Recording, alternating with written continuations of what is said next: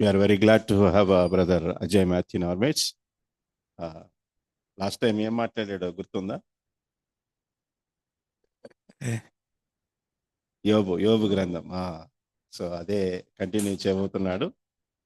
So I request brother to come forward and deliver the word of God. Brother Ravi will translate.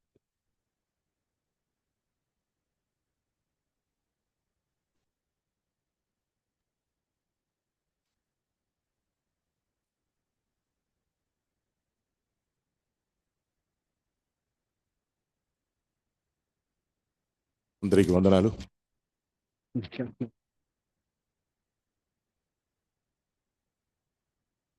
I praise God for the opportunity, yet another opportunity of coming back to this assembly to minister from God's word.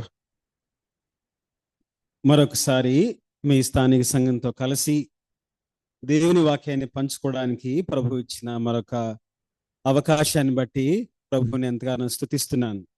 I would like to extend my thanks to the elders leadership of the assembly for the kind invitation extended to me.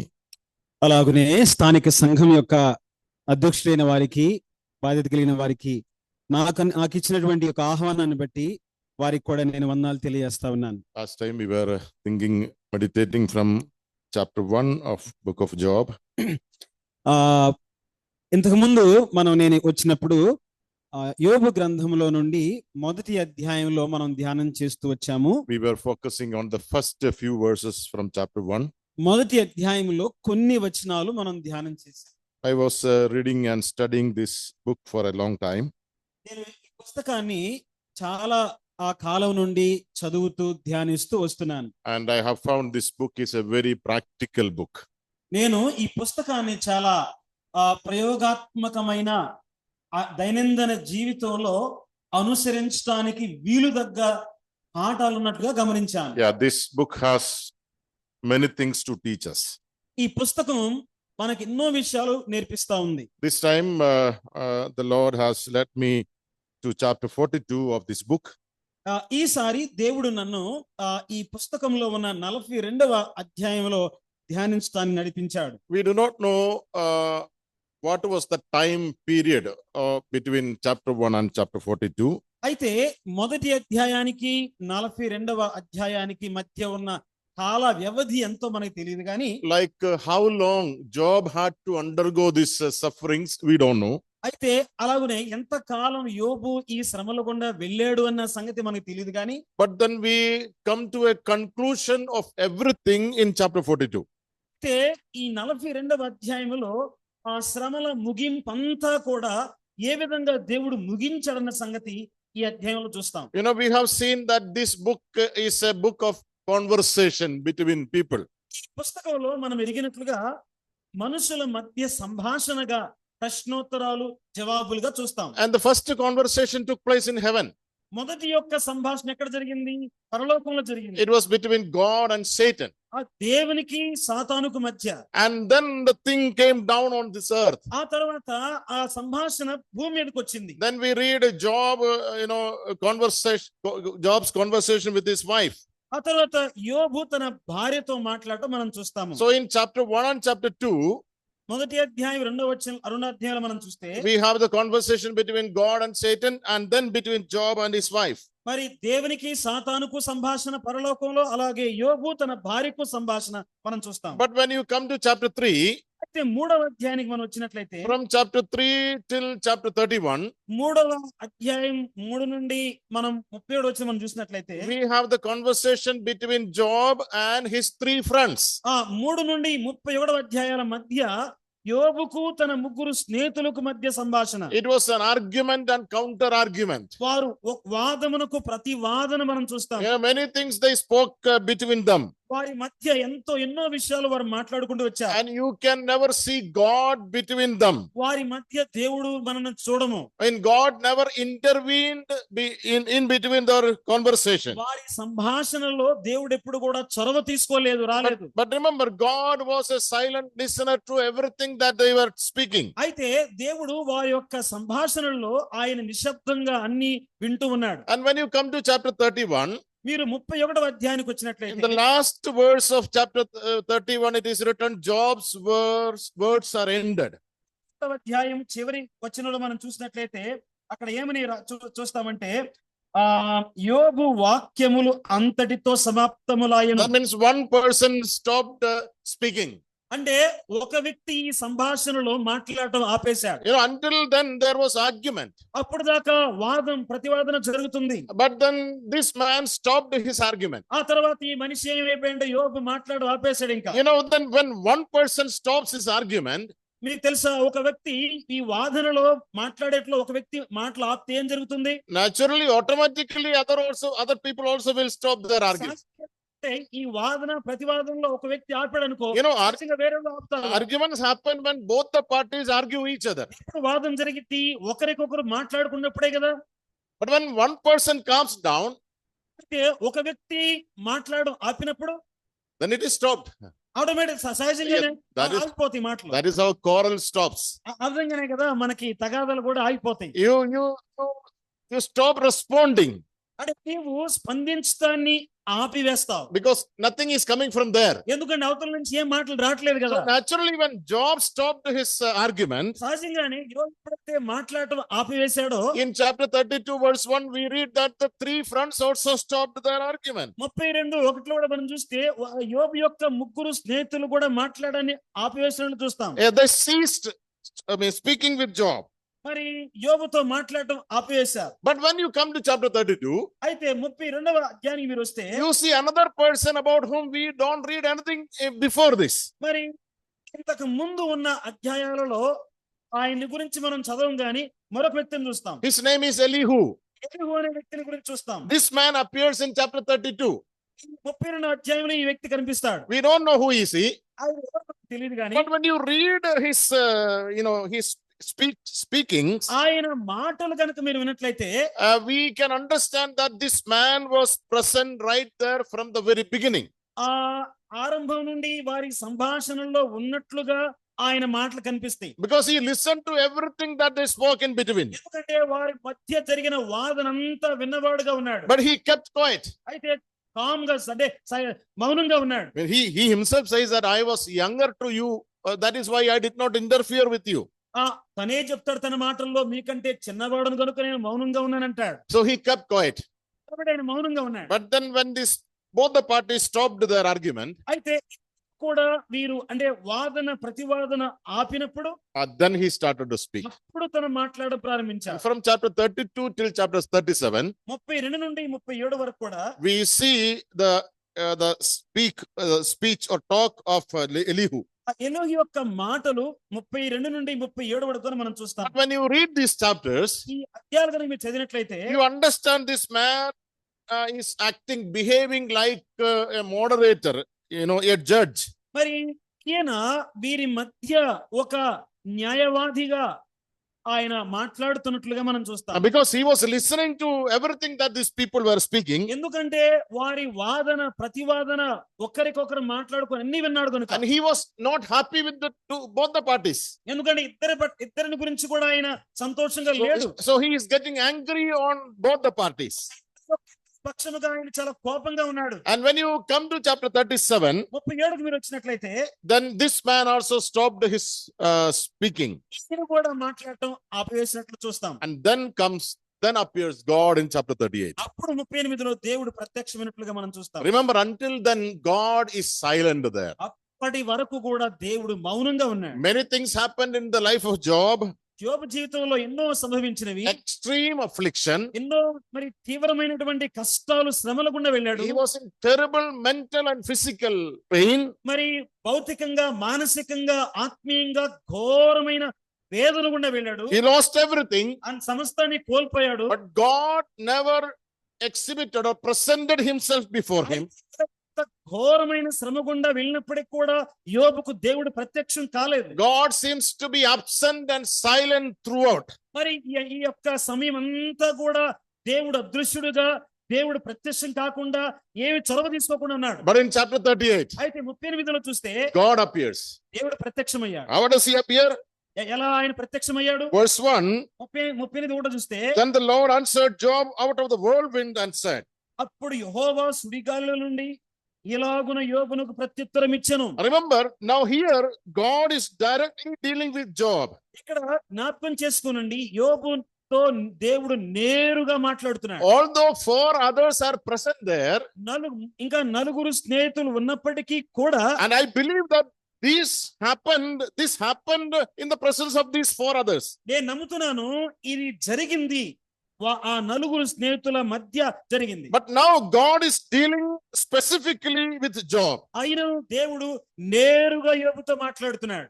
Because, when you read chapter 1 and chapter 2, ఎందుకంటే మీరు మొదటి అధ్యాయం రెండో అధ్యాయంలో మీరు చూసినట్లయితే Job's answer and his behavior, his speech was unique. It was something special. యోబు యొక్క ప్రవర్తన, యోబు యొక్క మాటలు చాలా ప్రత్యేకంగా ఉన్నట్లు మనం చూస్తాం. But from chapter 3 onwards, అయితే మూడవ అధ్యాయం నుండి కనుక మనం చూస్తే you can see a slight change in the language of Job. యోబు యొక్క మాట శైలిలో మార్పు ఉన్నట్లుగా 3 నుండి మిగతా అధ్యాయాల్లో చూస్తాం. I mean, his thinking pattern is changed. ఆయన ఆలోచన విధానం కూడా మారిపోయింది. He himself says, I spoke many things out of ignorance. మరి నేను తెలియక ఎన్నో విషయాలు మాట్లాడానంటున్నాడు. This man came under severe pressure. ఈ మనుషుడు ఎంతో తీవ్రమైన ఒత్తిడి గుండా వెళ్ళాడు. And because of this severe pressure, his speech, his words, his language, started to change. ఒత్తిడి గుండా వెళ్ళిన కారణం చేత యోబు యొక్క మాటలు, ఆలోచన విధానం మారిపోయినట్లుగా చూస్తాం. I mean, that can happen with anybody. ఇది ఎవరికైనా జరుగుతుంది. God says Job is the most holy person in the whole world. దేవుడు అంటున్నాడు, ఈ లోకమంతటిలో యోబంత పరిశుద్ధుడు లేడని చెప్తున్నాడు. But even that most holy person in the whole earth, when he came under pressure for some time, even there was change. Differences started to take place in his own life.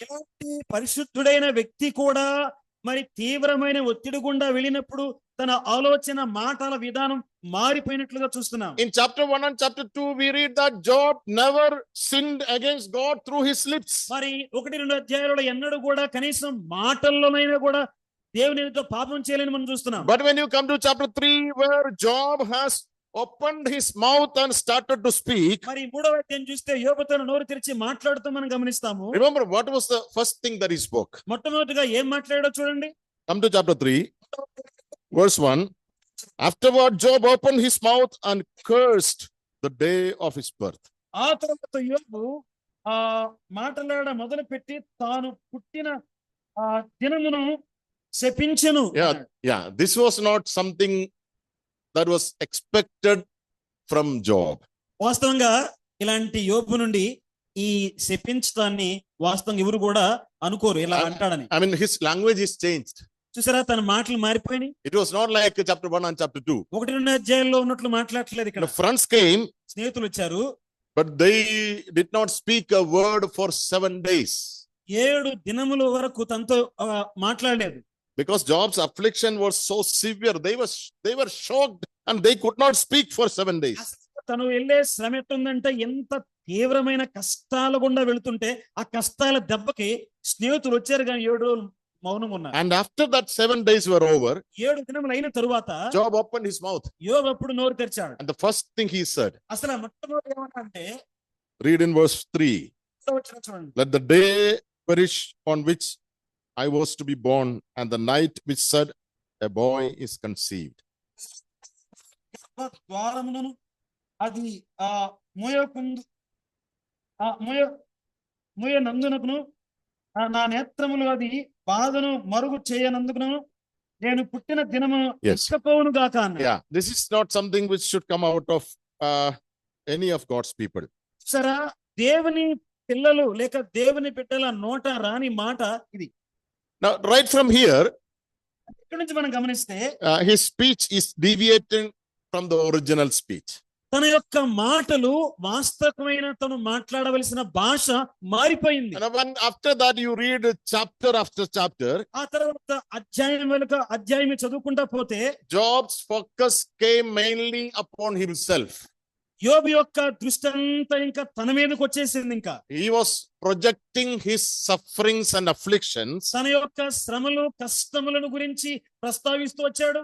and then he was projecting about his own righteousness and purity, తన యొక్క పవిత్రతను తన యొక్క నీతిని గురించి చెప్పుకుంటూ వస్తున్నాడు. and then he was complaining why God is dealing with me.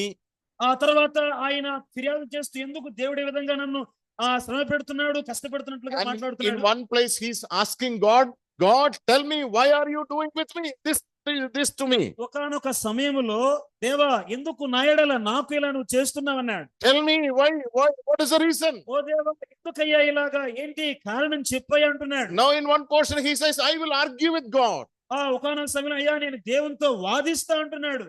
So little bit of deviation. చూసారా, తనలో ఎంతో మరి దారి తప్పడం లేకపోతే తొలగిపోవడం. What does this mean? ఇది దేన్ని తెలియజేస్తా ఉంది? It means that Job was a man like us. ఇది యోబు కూడా మన వంటి స్వభావ గల మనుషుడే అన్నట్టు. It can happen with anybody, although it should not happen, but it can happen with anybody. అది ఎవరితోనైనా ఇలాగ జరుగుతుంది. When you go through severe affliction, నువ్వు చాలా తీవ్రమైన శ్రమల గుండా వెళ్ళినప్పుడు, and if it continues for a long time, ఆ శ్రమలు కూడా చాలా కాలం ఉన్నప్పుడు you expect that God will intervene and God will do a miracle. నువ్వు దేవుడు చొరవ తీసుకుని దేవుడు ఒక అద్భుతం చేస్తాడని కోరుతావు గాని, But when nothing happens for a long time, చాలా కాలం వరకు దేవుడు చొరవ తీసుకుని ఏ కార్యం చేయకపోతే, then slowly you lose your hope. ఆ మెల్లమెల్లగా నీ యొక్క నిరీక్షణ కోల్పోతావు, You lose your faith. నీ విశ్వాసాన్ని కోల్పోతావు. Then it seems as if the foundation is shaking. పునాదులు కదిలినట్లు అయిపోతావు. This can happen with anybody.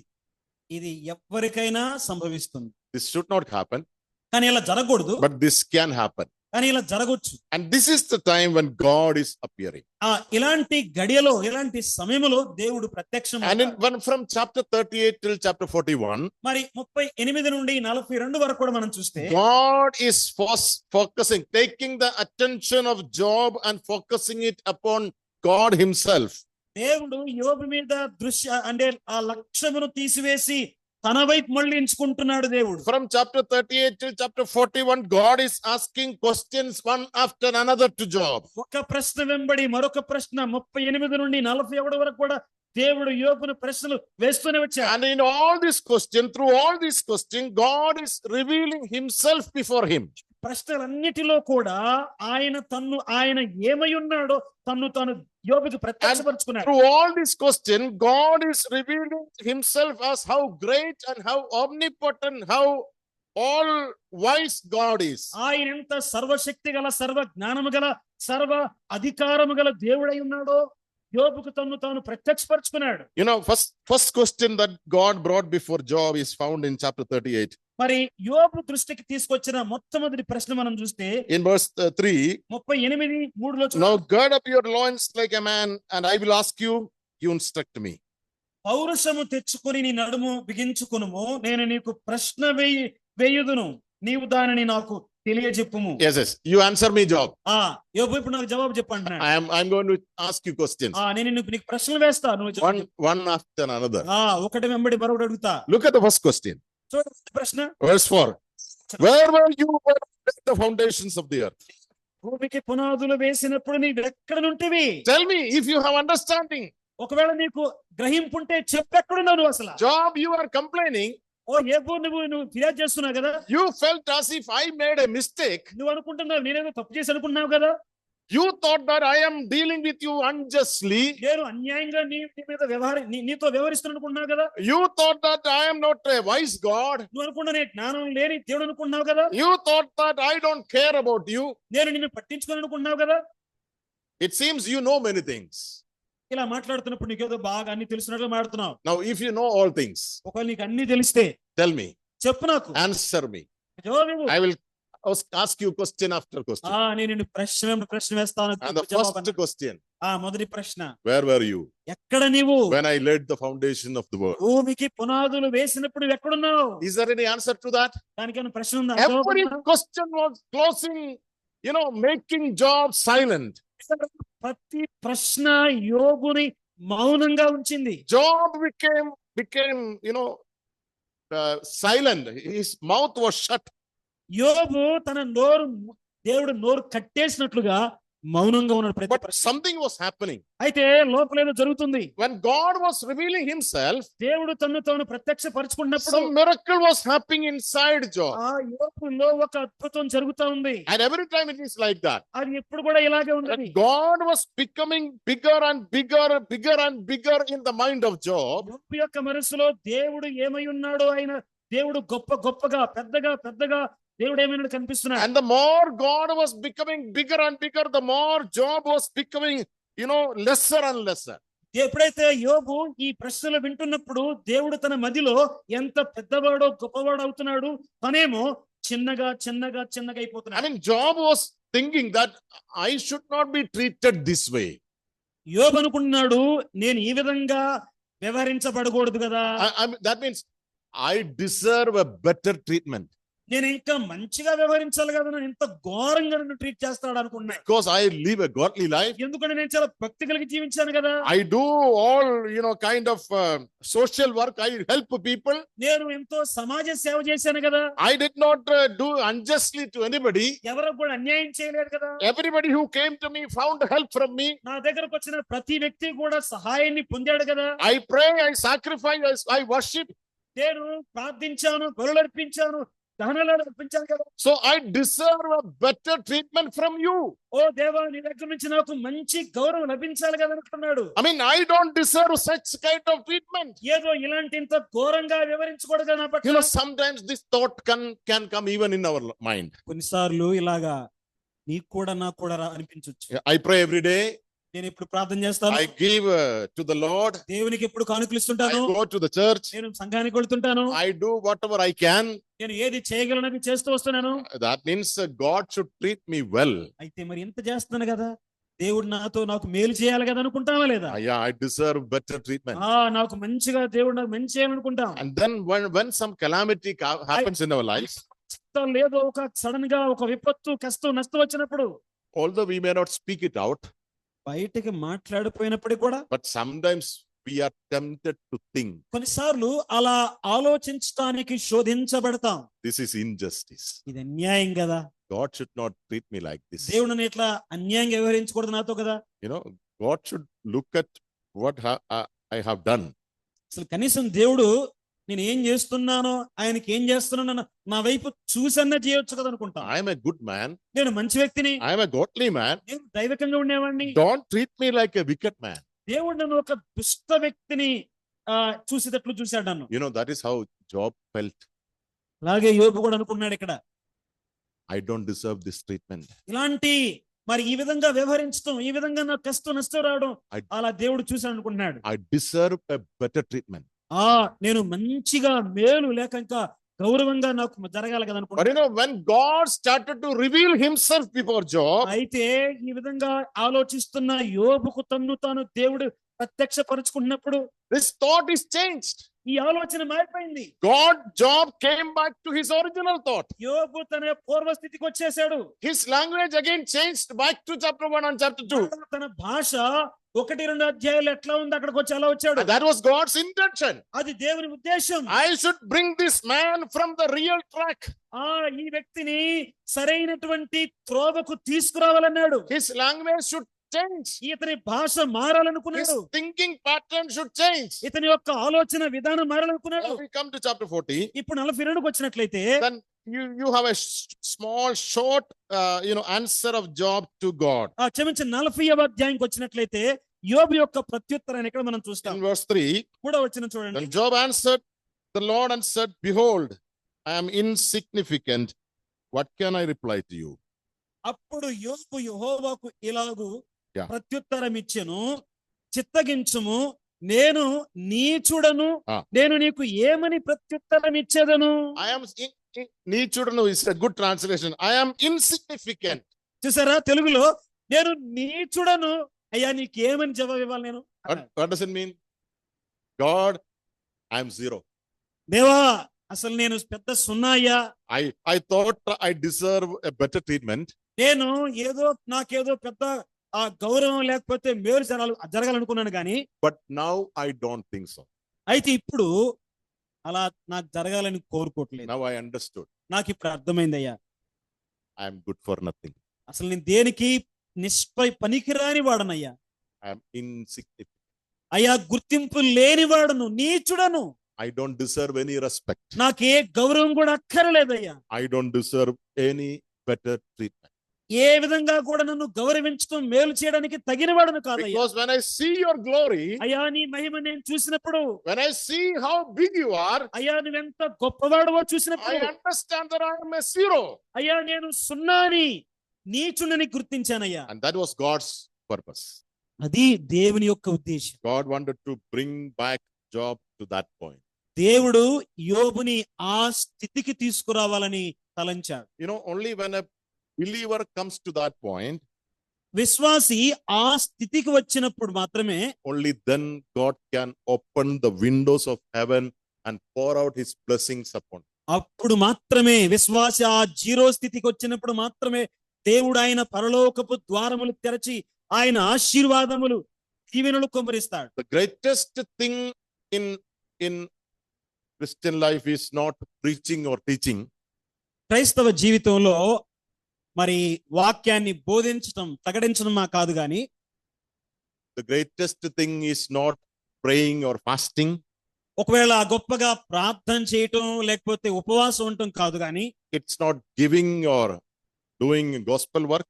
ఒకవేళ సువార్త చేయడం లేకపోతే సువార్తకు కానుకలు డబ్బులు ఇవ్వడం కాదు గాని, The greatest and the most difficult thing in Christian life is self-denial. క్రైస్తవ జీవితంలో చాలా గొప్పది, అలాగే మనము తృణీకరించుకోవాల్సింది ఏంటంటే మనల్ని మనము తృణీకరించుకోవాలి. అలాగే కష్టమైంది కూడా ఏంటంటే నీవు తృణీకరించుకోవడం. Self-denial. నేను తృణీకరించుకోవడం. What is the meaning of self-denial? వ్యక్తిగతంగా తృణీకరించుకోవడం ఏంటి? The Lord said, ప్రభు అన్నాడు, if anyone wills to come after me, ఎవరైనా నన్ను వెంబడించగోరేడలా he must deny himself. తన్ను తాను మొదట తృణీకరించుకోవాలన్నాడు. What does it mean? దాని అర్థం ఏంటి? It means he has to count himself zero. నీవు తృణీకరించుకోవడం అంటే నువ్వు సున్నా, ఏ విలువ లేదని ఎంచుకో. If you think that you are somebody and you deserve a better treatment, నువ్వేదో కొంత అయ్యున్నావు, నీకేదో కొంత గౌరవం రావాలని కోరుకున్నావు అనుకో, please don't come after me. నువ్వు అట్లా అనుకుంటే నన్ను వెంబడించబాక అన్నాడు. A disciple can never expect good treatment out of this world. యేసు ప్రభువుని వెంబడించే శిష్యుడు ఈ లోకం నుండి ఏదేదో పెద్ద నిన్ను గౌరవాలు ఆశించకూడదు. Who is asking us to deny ourselves? మనల్ని మనము తృణీకరించుకోవాలని ఎవరు కోరుతున్నారు? The one who denied himself. ఎవరైతే తను తానైనా తృణీకరించుకున్నాడో ఆయన అడుగుతున్నాడు. And that is what we were thinking, meditating from chapter 13 of John. అదే యోహాను సువార్త 13వ అధ్యాయంలో ఉదయకాలం మనం వింటూ వచ్చాము. In Philippians chapter 2 we read that he emptied himself. అదిగో ఫిలిప్పీ 2లో మనం చదువుతాం, ఆయన తను తాను రిక్తునిగా చేసుకున్నాడు. Yeah, he became a zero. ఆయన జీరో అంటే సున్నా అయిపోయాడు. And then he asking us, అలా చేసుకుని ఆయన మనల్ని అడుగుతున్నాడు, you also become zero. నువ్వు కూడా సున్నాగా చేసుకో అంటున్నాడు. That means when somebody despise you, ఒకవేళ ఎవరు నిన్ను తృణీకరిస్తే don't feel bad, దానికి నువ్వు చింతపడొద్దు, బాధపడొద్దు. because you are zero. ఎందుకంటే నీకేం విలువ లేదు, నువ్వు సున్నా. If somebody tell you, ఒకవేళ నీకేమైనా ఎవరైనా ఇలా చెప్పారనుకోండి, you are good for nothing, అసలు నువ్వు పనికిరానుడు అన్నారు అనుకోండి, don't feel bad, దాని గురించి ఏమి బాధపడొద్దు. because he said the truth. ఎందుకంటే ఆయన వాస్తవమే చెప్పాడు. Yeah. That is the meaning of self-denial. మరి నేను తృణీకరించుకోవడం అంటే పనికిరాని వాడిగా ఎంచుకోవడమే. You know, that is why sometimes when somebody speak evil about us, ఒకవేళ ఎవరైనా మన గురించి చెడ్డగా మాట్లాడినప్పుడు we get irritated. మనకి చాలా కోపం వస్తుంది. We feel the spirit of revenge, taking revenge. ఎంత నన్ను అవమానిస్తారా అని వాళ్ళ మీద కక్ష సాధింపు చర్య చేయాలని ఆలోచిస్తాం. Sometimes we lose our sleep. మనకు నిద్ర కూడా పట్టదు. We lose our appetite. మనకు ఆకలి కూడా ఉండదు. Because somebody has despised me. చూడు నన్ను ఎంత అనరాని మాట అన్నాడు అన్నట్లుగా. Why we feel like that? ఎందుకని అలా ఉంటాం మనం? Because we think, I don't deserve such treatment. నా అంత మాట వాళ్ళు నన్ను అనకూడదు కానీ అన్నారు అనుకుంటా. What does he think about me? నా గురించి ఏమనుకున్నావు నువ్వు? But sometimes we also argue, what do you think about me? అసలు నువ్వు నా గురించి ఏమనుకున్నావు అని మనం కొంచెం వాదిస్తాం లేదా? How that feeling comes? ఎలాగో అలాంటి భావన వచ్చింది.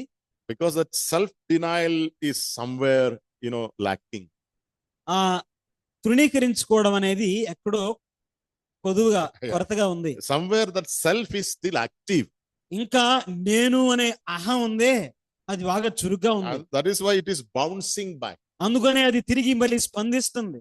If you tell evil about me, ఒకవేళ నా గురించి నేను చెడ్డగా మాట్లాడితే I will not bear it. అసలు ఎంత మాత్రం ఒప్పుకోను నేను I అంటాను. cannot tolerate it. అసలు నేను సహించలేనట్లు అంటే నా గురించి. That intolerance is the result of self being active in us. మనలో స్వీయ చిత్తం నేను అనేది చురుగ్గా ఉంది అనడానికి మనలో ఉన్న అసహనమే కారణం, లేక సూచన. Sometimes Job was getting angry upon his friends. కొన్నిసార్లు యోబు తన స్నేహితుల పట్ల కోపంగా ఎందుకు ఉన్నాడు? And some words Job himself says, I used those words out of ignorance. మరి కొన్నిసార్లు తెలియక నేను ఎలా మాట్లాడేనంటున్నాడు. So God was bringing this man back to the original state of his godliness. దేవుడు మరలా ఈ వ్యక్తిని తన యొక్క పూర్వ భక్తిగల జీవిత స్థితికి తీసుకొచ్చాడు. Now here he says, I am insignificant. ఇక్కడ అంటున్నాడు అసలు నేను అయ్యా నీచుడని అంటున్నాడు. And I will not answer anything about you to you. నేను నీకు ఏమని ప్రత్యుత్తరం ఇచ్చేదను? But in chapter 40 and 41, God continues to reveal himself. 40-41 కూడా ఇంకా దేవుడు ఏమై ఉన్నాడో తను తను ప్రత్యక్షపరుచుకుంటున్నాడు. Asking questions. ఇంకా మరలా ప్రశ్నలు అడుగుతున్నాడు. Then we come to chapter 42. 42కి వచ్చినట్లయితే Finally Job is answering to God. చివరిగా యోబు దేవునికి జవాబు ఇస్తున్నాడు. Till verse 6 when you read, 42వ అధ్యాయం 6వ వచనం వరకు మనం చదివితే, we will read only verse 6. 6వ వచనం మాత్రమే చదువుదాం చూడండి. Therefore I retract and I repent in dust and ashes. కావున నన్ను నేను అసహించుకొని ధూళిలోను బూడిదలోను పడి పశ్చాత్తాపడుచున్నాను. That word retract not only means I hate myself. మరి నన్ను నేను అంటే ధూళిలో పడి నేను అసహించుకుంటే ఏదో నన్ను అసహించుకోవడం కాదు గాని, not only I hate myself, కేవలం నన్ను అసహించుకోవడం మాత్రమే కాదు గాని, but I have become an abomination in my own sight. మరి నా దృష్టిలో నాకు నేను ఎంతో నీచుడను, లేకపోతే ఎంత ఘోరమైన వాడు ఎంచుకున్నాడు. I see myself as a dirty thing. అసలు నన్ను నేనే ఒక దుర్గంధంగా లేకపోతే ధూళి తుమ్ముగా ఎంచుకున్నాడు. When you see a dirt, something which is dirty, ఒక మురికిగా ఉన్నది మనం చూసినట్లయితే, you just not only hate it, but you abhor it. That becomes an abomination in your sight. మరి ఏదైనా మురికిగా దుర్గంధంగా కనిపిస్తే దాన్ని నువ్వు చూడడానికి ఇష్టపడవు, అలాగే అది నీకేదో అది అపవిత్రంగా భావిస్తావు. And that is what God wanted this man to be. దేవుడు యోబు అలా తను ఎంచుకోవాలని కోరాడు. This is what happens every time when we listen to God's word. ఇలాగే నీవు నేను కూడా దేవుని వాక్యం వింటున్నప్పుడల్లా నీకు నాకు జరగాల్సింది. This should be the result of every spiritual ministry. మరి ప్రతి విధమైన ఆత్మీయ పరిచర్య యొక్క ఫలితం ఇలా ఎంచుకోవాలి ప్రజలు. When you read God's word, నువ్వు దేవుని వాక్యం చదువుతున్నప్పుడు, when you listen to God's word, దేవుని వాక్యం వింటున్నప్పుడు, as John the Baptist said, he must increase and I must decrease. బాప్తిస్మ ఇచ్చే యోహాను చెప్పినట్లుగా ఆయన హెచ్చించబడాలా, నేను తగ్గించబడాలా. In every time when we are before God's word, he should increase, he should become bigger in our lives. మనము దేవుని వాక్యం మీద సారికి వచ్చినప్పుడు మన జీవితాలలో దేవుడు గొప్పగా హెచ్చుగా ఆయన హెచ్చించబడాలి. And the more God becomes bigger in us, the more we will become smaller in us. మనలో దేవుడు చాలా ఉన్నతుడుగా గొప్పవాడుగా ఆయన ఉన్నప్పుడు మనల్ని మనం చాలా తక్కువగా ఎంచుకుంటాం. And that is what is happening here. అదే ఇక్కడ జరుగుతుంది. Now when we come to chapter verse 7, 7వ వచనానికి వచ్చినట్లయితే, it came about after the Lord has spoken these words to Job, that the Lord said to Eliphaz the Temanite, my wrath is kindled against you and against your two friends, because you have not spoken of me what is right, as my servant Job has. యెహోవా యోబుతో ఈ మాటలు పలికిన తరువాత ఆయన హేమానీయుడైన ఎలీఫజుతో ఇలాగ సెలవిచ్చెను, నా సేవకుడైన యోబు పలికినట్లు మీరు నన్ను గూర్చి యుక్తమైనది పలుకులేదు గనుక నా కోపము నీ మీదను నీ ఇద్దరు స్నేహితుల మీదను మండుచున్నది. It says, my wrath is kindled against you and against your two friends. నా కోపము నీ మీదను నీ ఇద్దరు స్నేహితుల మీదను మండుచున్నది. What does it mean? దాని భావం ఏంటి? It means I have been listening to every conversation that took place between you. మీ మధ్య జరిగిన ప్రతి సంభాషణ నేను వింటూ వచ్చాను. And I did not like it. అయితే మీ సంభాషణ నాకు ఇష్టంగా లేదు. I never supported your conversation. ఎన్నడూ కూడా మీ సంభాషణని నేను మరి సరేలే అని చెప్పలేదు. So my wrath is kindled against you. నా కోపము మీ మీద మండుచుంది. And that is a very sharp word. ఈ మాట చాలా తీవ్రమైనటువంటి మాట. Just not I am angry on you. ఏదో ఊరికే మీ మీద నేను కోపట్లేదు It is అంటున్నాడు. my wrath is kindled against you. అసలు నా కోపం మీ మీద మండుచుంది పగపగలాగా. That's a very strong word. ఎట్లా మండుచుంది అన్నాడు. But remember, the conversation took place not only these people spoke, but Job also spoke. కానీ మనం సంభాషణ గురించి ఆలోచించినట్లయితే కేవలము ఈ స్నేహితులు మాత్రమే మాట్లాడలేదు, యోబు కూడా మాట్లాడాడు. Yeah, the mistake happened to both the parties. ఇద్దరి మధ్య కూడా తప్పిదాలు ఉన్నాయి.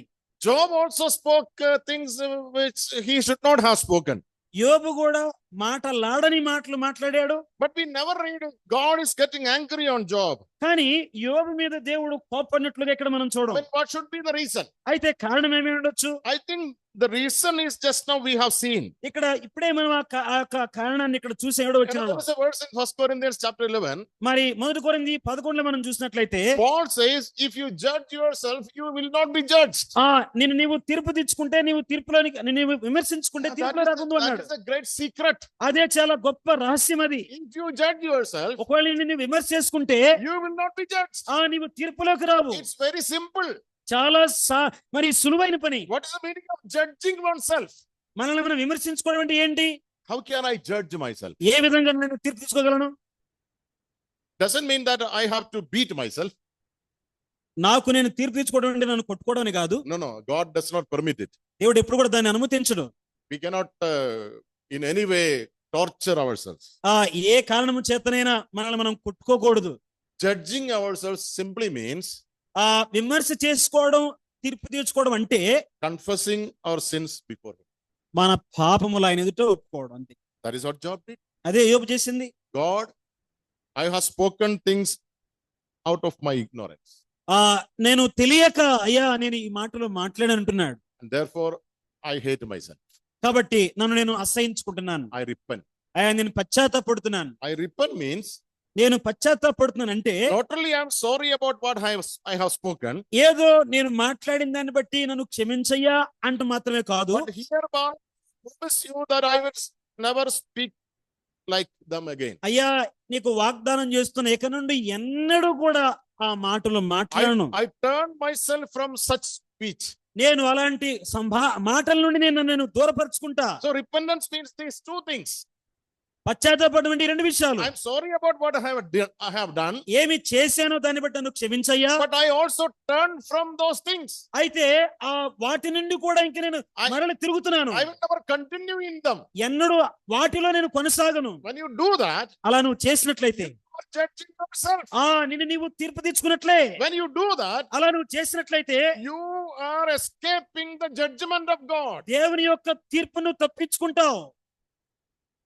Until you do that, అది చేసేంత వరకు you deserve the discipline from God.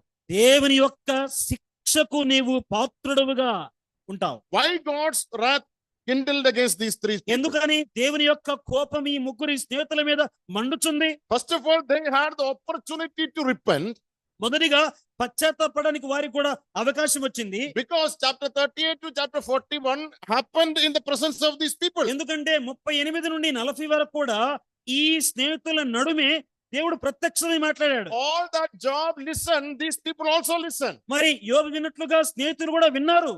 But even after listening, అయినను వారు విన్నా కూడా that listening did not make any difference in them. వారు విన్నప్పటికీ కూడా వారిలో ఏ కదలిక మార్పు అద్భుతం జరగల. They have seen Job sitting in the ashes, అదిగో యోబు బూడిదలో కూర్చోవడం చూస్తున్నారు. and Job saying that I hate myself. యోబు నన్ను అసహించుకున్నానని చెప్పడాన్ని చూస్తున్నారు, వింటున్నారు. Job says that I repent, అయ్యా నేను పశ్చాత్తాపడుతానని మాటలు వింటున్నారు. but still there was no difference in them. అయినను వారిలో ఏ మార్పు లేదు వాళ్ళలో. After seeing how God is dealing with Job, యోబుతో దేవుడు ఏ విధంగా వివరిస్తున్నాడో చూసి కూడా they were not ready to repent. ఏ మాత్రం కూడా పశ్చాత్తాపడడానికి ఇష్టంగా లేరు వీరు. I believe that is one of the reasons why God's wrath was kindled. నేను నమ్ముతున్న ఒక కారణం ఏంటంటే దేవుని కోపం వారి మీద మండడానికి వారిలో పశ్చాత్తాప హృదయం లేదు.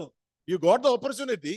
నీకు అవకాశం వచ్చింది, You listened to my voice. నా స్వరం విన్నావు, You have also seen my servant repenting. నా సేవకుడు పశ్చాత్తాపడను చూసావు. In spite of that, ఆ అయినను కూడా you did not repent. నువ్వు పశ్చాత్తాపడలేదు. That is a great sin. అది గొప్ప పాపం. అది You know, when you come to book of Revelation, ప్రకటన గ్రంథానికి మీరు వచ్చినట్లయితే in chapter 3, 3వ అధ్యాయము, there, the same thing, maybe chapter 2, 2వ అధ్యాయం, ప్రకటన గ్రంథం 2వ అధ్యాయం. to the message to the church at Thyatira, మరి తుయతైరలో ఉన్న సంఘమునకు దేవుడు చెప్తున్నప్పుడు in verse 21 it is written, 21లో ఈ విధంగా రాస్తున్నాడు. I gave her time to repent, మారు మనసు పొందుటకు నేను దానికి సమయమిచ్చి తిని గాని and she does not want to repent. అది తన జాగ్రత్త విడిచిపెట్టి మారు మనసు పొందనల్లదు. That is a truth. అది నిజం. ఇక్కడ That is the truth to every church. అది ప్రతి సంఘం పట్ల నిజమే. Not only to the church at Thyatira. తుయతైరలో ఉన్న సంఘమే మాత్రం కాదు గాని God is giving opportunity to many people in all the churches to repent. దేవుడు ప్రతి సంఘానికి మారు మనసు పొందమని సమయం ఇస్తున్నాడు, పిలిపిస్తున్నాడు. We don't know how much opportunity God gives to many people. మరి ఎంత సమయం, ఎన్నిసార్లు మరి అనేకులకు దేవుడు సమయం ఇస్తాడో మనకు తెలియదు కానీ Here opportunity can mean, అవకాశం అంటే ఇక్కడ ఏంటంటే it can mean the time period. ఆ కాలం, ఎంత కాలం దేవుడు భరిస్తా ఉంటాడు. It can also mean, ministry of God's word. లేక ఎంత కాలం దేవుడు వాక్యం ద్వారా మాట్లాడుతుంటాడు. It can also mean people who are actually repenting. మరి ఎంత మంది వాస్తవంగా పశ్చాత్తాపడే సమయం. Yeah, all these are opportunities for you. ఇవన్నీ కూడా నీకు అవకాశాలు ఇస్తున్నాడు దేవుడు. Maybe you see other people who are disciplined by the Lord. వేరే వారు, తోటి వారు దేవుని ద్వారా క్రమశిక్ష చేయబట్టు నువ్వు చూస్తా ఉండొచ్చు. It's an opportunity for us. మనకు కూడా అది అవకాశమే కదా. Yeah, God is giving us opportunities. దేవుడు మనకు అవకాశాలు ఇస్తున్నాడు. And God wants to see us repent. మనము పశ్చాత్తాపడాలని, మారు మనసు పొందాలని దేవుడు కోరుతున్నాడు. And that is why God says, I have given you opportunity to repent. అందుకనే మారు మనసు పొందడానికి సమయం ఇచ్చితేనే గాని అన్నాడు. See, that statement can be true with some of us. ఆ మాట మనలో కొంతమందిలో, మనతో కూడా అది వాస్తవమే కదా. Could be that is true with some of us. మనలో కొంతమందిలో అది వాస్తవమే. సమయం ఇచ్చాడు దేవుడు నీకు. Others may not know the sins in which we are involved. మనము నిమగ్నమైన పాపములు వేరే వారికి తెలియకపోవచ్చు. It could be secret sin, రహస్య పాపములై ఉండొచ్చు. hidden from the eyes of other people. వేరే వ్యక్తుల కనులకు మరుగై ఉండొచ్చు. God sees it. అయితే దేవుడు చూస్తున్నాడు అది. And God gives us opportunity. దేవుడు అవకాశాలు ఇస్తున్నాడు పశ్చాత్తాపడానికి. We don't know how long that opportunity will last. మనకు తెలియదు ఎంత కాలం దేవుడు నీకు సమయం ఇస్తాడో. But definitely God gives opportunity. అయితే దేవుడు తప్పకుండా నీ పాపము నుండి మరలడానికి, మారు మనసు పొందడానికి తప్పకుండా అవకాశం ఇస్తాడు. In chapter 2 verse 22, 2వ అధ్యాయం 22వ వచనం చూడండి, ప్రకటన గ్రంథం. yeah, behold, I will throw her on a bed of sickness. ఇదిగో నేను దానిని మంచము పట్టించి దానితో కూడా, and also those who commit adultery with her into great tribulations unless they repent of their deeds. చూడండి, ఇదిగో నేను దానిని మంచం పట్టించి దానితో కూడా వ్యభిచరించు వారు దాని క్రియల విషయమై మారు మనసు పొందితేనే గాని, and I will kill her children with pestilence. వారిని శ్రమల పాలు చేతును, దాని పిల్లలను నిశ్చయముగా చంపెదను. And then all the churches will know that I am he who searches the minds and hearts. అందువలన అంతరింద్రియములను హృదయములను పరీక్షించువాడను నేనే అనియు సంఘములన్నీయు తెలుసుకొనును. I mean, these sins may be hidden from other churches. అంటే అండి ఈ పాపములు మిగతా సంఘాలు కనపట్లా, These sins may be hidden from the people of the same church. అదే సంఘంలో ఉన్న వారు కూడా కనపట్లా. Others cannot search our minds and hearts. వేరే వారు మన యొక్క అంతరంద్రియములను హృదయములను పరిశీలించలేరు. But Christ says, అయితే క్రీస్తు all ప్రభువు అన్నాడు, the churches will know అన్ని సంఘాలకు తెలుస్తుంది, that I am the searcher of the heart and mind. నేను అంతరింద్రియములను హృదయములను పరీక్షించి పరిశీలనగా I mean, తెలుసుకున్నాను. I will deal severely with those people నేను వారితో తీవ్రంగా వ్యవహరిస్తానని వారు తెలుసుకుంటారంటున్నాడు. who did not repent, although they received the opportunity to repent. ఆ మారు మనసు పొందడానికి సమయం ఇచ్చా గాని అయినా కూడా వారు పొందలేదు కదా, వారితో వ్యవహరిస్తా So అంటున్నాడు. God is not getting angry on Job, దేవుడు యోబు మీద కోపట్లేదు గాని but God is getting angry on his friends. దేవుడు యోబు స్నేహితుల మీద కోపడుతున్నాడు. Job has already judged himself, యోబు తాను తీర్పు తీర్చుకున్నాడు, so he is out of judgment of మరి God. దేవుని యొక్క తీర్పు నుండి తప్పించబడ్డాడు. But then when you come to chapter 42 verse 7, అయితే 42:7 అధ్యాయం 7వ వచనం మీరు చూస్తే you see another lesson there. అక్కడ మరొక పాఠాన్ని మనం చూస్తాం. Actually, there were 3 friends, అక్కడ వాస్తవంగా ముగ్గురు స్నేహితులు ఉన్నారు, but God is taking the name of only one person. కానీ ఒక వ్యక్తి పేరు మాత్రమే And God ప్రస్తావించి is మాట్లాడుతున్నాడు. addressing to one person. ఒక వ్యక్తితోనే చెప్తున్నాడు ఈ మాట. It is written, the Lord said to Eliphaz the Temanite. చూసారా అక్కడ ఏమనుందో, ఆయన తేమానీయుడైన ఎలీఫజ్ తో ఇలాగు సెలవిచ్చెను.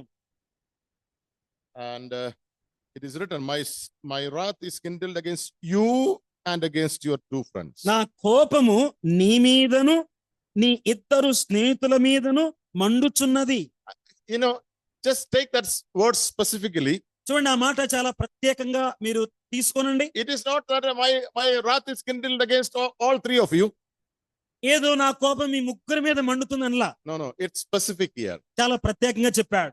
Primarily and first of all, it is against you, ప్రాథమికంగా మొదట నీ మీద, and then to your 2 ఆ friends. తరువాత నీ ఇద్దరు స్నేహితుల మీద. What can we learn from this? ఈ యొక్క మాటల్లో మనము ఏమి నేర్చుకోగలం? Why Eliphaz? ఎందుకని ఎలీఫజు తోనే చెప్తున్నాడు? There could be reasons. తప్పకుండా కారణం లేకపోలేదు. I think we get some indications when you come back to chapter 2. మనము 2వ అధ్యాయానికి తిరిగి వస్తే అక్కడ కొన్ని సూచనలు లేక ఆధారం చూస్తాం. You know, when you read the list of these 3 friends, ఈ ముగ్గురు స్నేహితుల యొక్క వారి సంపుటి మనం చదివితే in chapter 2 verse 11, 2వ అధ్యాయం 11వ వచనంలో the 3 names are mentioned, but Eliphaz comes first. ముగ్గురు స్నేహితుల పేర్లు ప్రస్తావించాడు గాని ఎలీఫజు పేరు మొదట It is ఉంది. Eliphaz, Bildad and Zophar. సరే, తేమానీయుడైన ఎలీఫజు, Bildad, షూహీయుడైన బిల్దదు, Zophar, then Zophar. తర్వాత జోఫరు అన్నాడు. 3 names, ముగ్గురు పేర్లు ఉన్నాయి. but the first name is Eliphaz. మొదటి పేరు ఎలీఫజు అన్నాడు. And then, ఆ తర్వాత Job is beginning his speech in chapter 3. 3వ అధ్యాయంలో యోబు తన యొక్క మాటలు సంభాషణ ప్రారంభించాడు. Out of the first one to counter argue with Job is Eliphaz in chapter 4. యోబు మాట్లాడిన తర్వాత ప్రత్యుత్తరంగా ముగ్గురు స్నేహితుల్లో మొదట మాట్లాడింది ఎలీఫజు.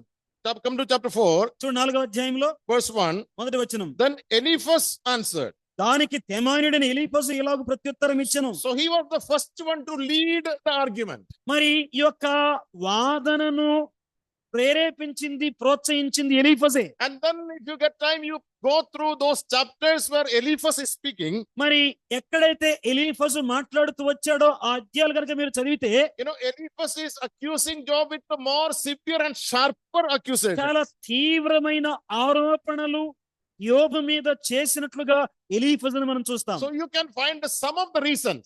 అక్కడ కొన్ని కారణాలు ఏ విధంగా మనం Why గమనించవచ్చు. specifically Eliphaz? ఎందుకని విశేషంగా ఎలీఫజుతో మాట్లాడుతున్నాడు? As a conclusion, చివరిగా దాని ముగింపు మనం చూస్తే you can say like this.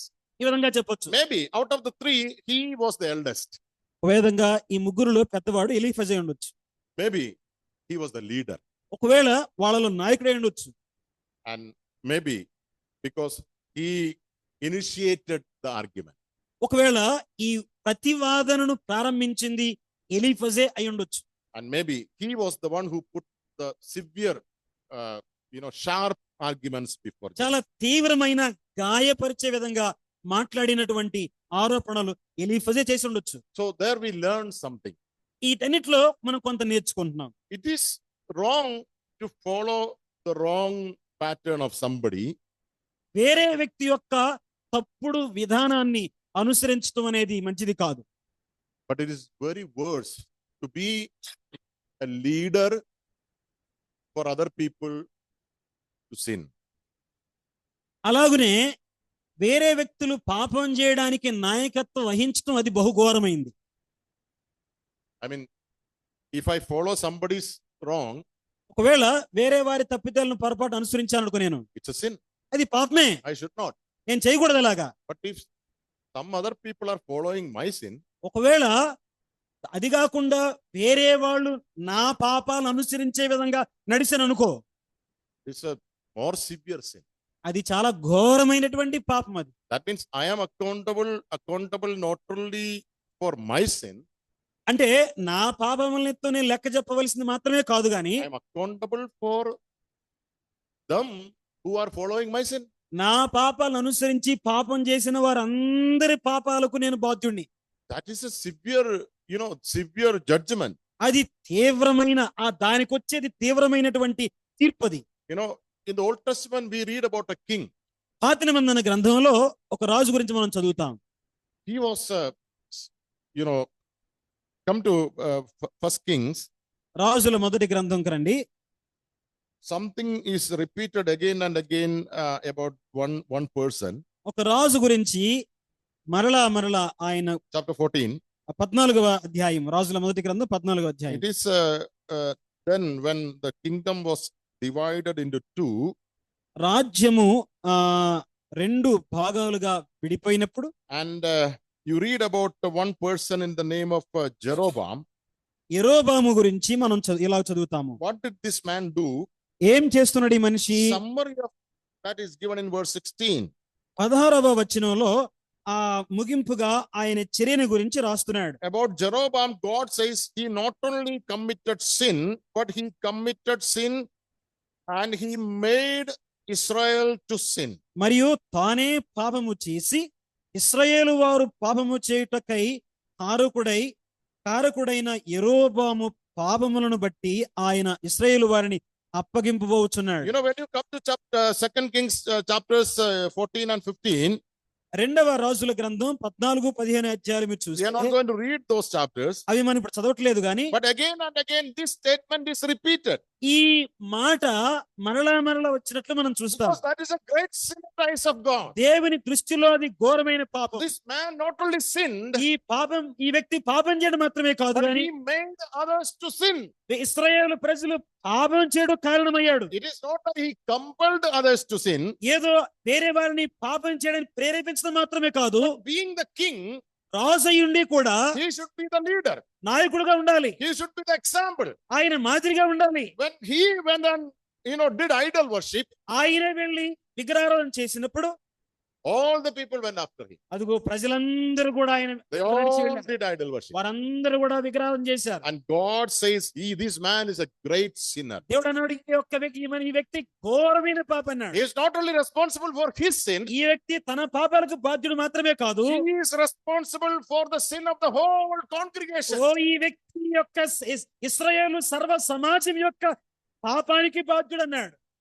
It is applied on each one of us. ఇది మనందరూ కూడా వర్తించింది. In some capacity, every one of us leads somebody. ఏదో కొంత స్థాయి మేరకు నేను మనందరం కూడా వేరే వారిని నడిపించే బాధ్యతలో ఉన్నాం. Of course, in the church, God has appointed leaders. అవును, సంఘంలో దేవుడు తన నాయకుల్ని ఏర్పరచుకున్నాడు. But look at the family. కుటుంబాన్ని చూడండి. The parents are supposed to be examples before children.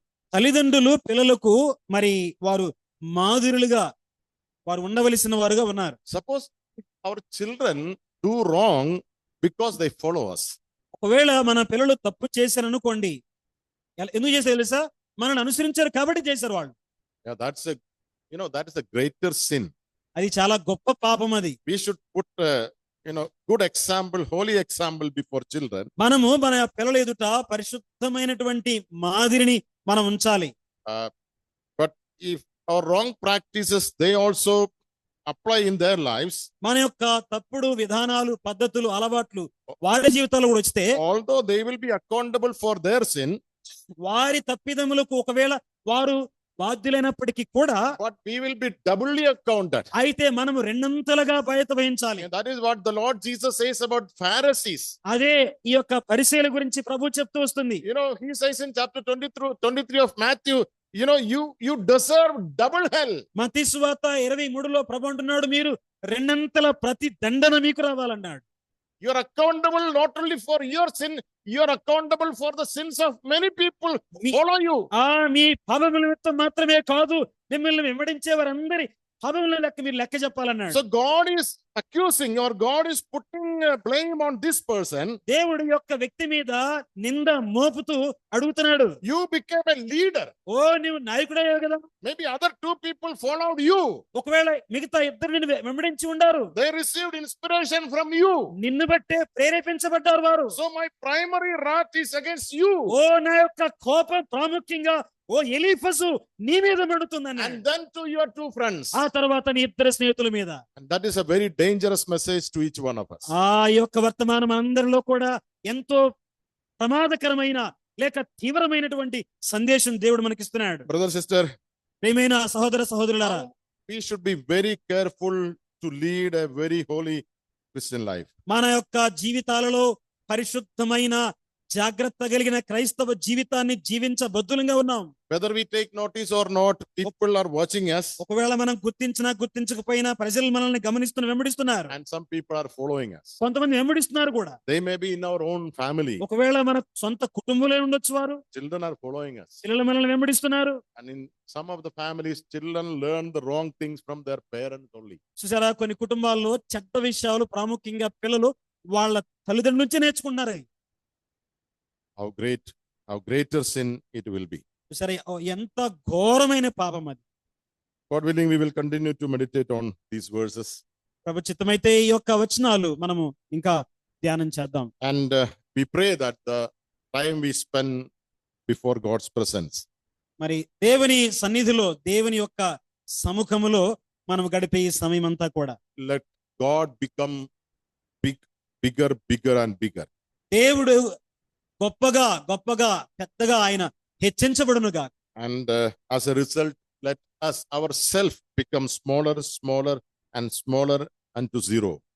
మన యొక్క స్వంతం నీవు నేను మనం ఎంత అల్పులమో, ఎంత నీచులమో, లేక ఎంత సున్నాగా మనం అయిపోవాలి. May the Lord continue to speak to our hearts.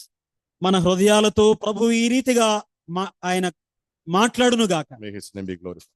ప్రభు నామం మహిమ పరచబడును గాక.